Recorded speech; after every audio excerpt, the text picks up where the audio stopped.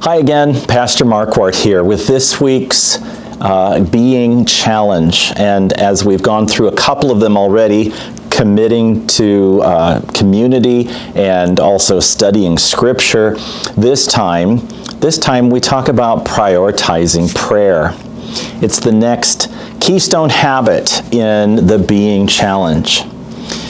You know, I think we all pray, and we all have our ways of praying, but the challenge is really about what you can do, what I can do to bump it up a little, to go a little bit further into a life of prayer with our God.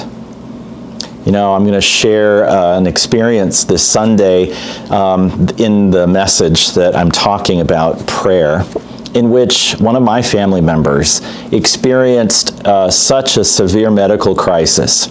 My sister-in-law had a fall, and her brain began to swell because of bleeding. She went into a coma. She was unconscious and in and out of consciousness for quite a while. She had surgery. Her hospital stay lasted 2 months. And there were several moments along the way where later, as we reflected upon it, we wondered if she was going to make it through this crisis.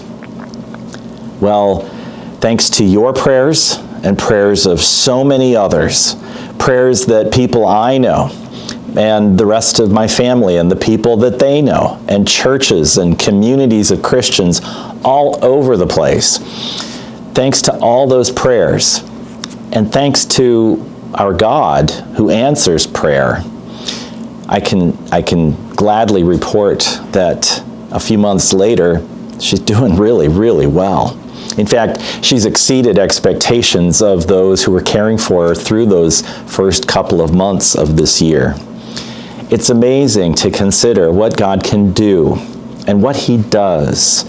When we can connect with Him and keep in contact with Him, there's all kinds of things that can happen. Now, sometimes God does change our circumstances. Other times, He's working to change us. But regardless, prayer changes things. This we know.